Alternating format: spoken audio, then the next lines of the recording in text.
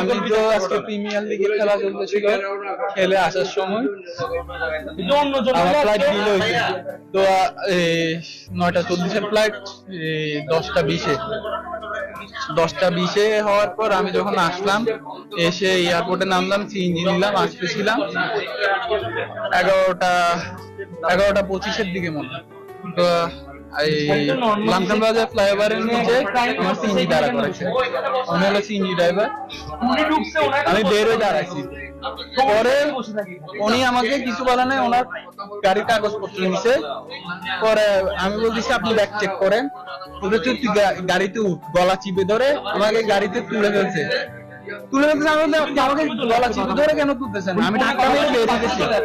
এরপর উনি আমাকে গলা চিপে ধরে ওদের গাড়িতে ধরে রাখছে, আর ওরা ইচ্ছা মতন হ্যারাসমেন্ট করতেছিল। পুলিশ ছিল 2 জন, আরেকজন একটা সাদা পাঞ্জাবি পরা একটা মানুষ ছিল। ও কিছু করছিল না, ও মারতেছিল একটা হাত দিয়ে। পরে আমি আব্বুকে কল দিছি, মোবাইল তো কারাগারি করতেছে, আমি শুধু আব্বু আব্বু করতেছি, আমার গলা চিপে ধরে রাখছিল। পরে মানুষজন ওখানে সবাই জড়ো হয়েছে, প্রায় 100-150 জনের মানুষ। ওরা সবাই আমাকে আমার পরিচয় দিছে, তাও ও আমাকে মারতেছিল ওখানে। বলতেছে তুই আসামি, তুই কথা বলবি না। তারপরে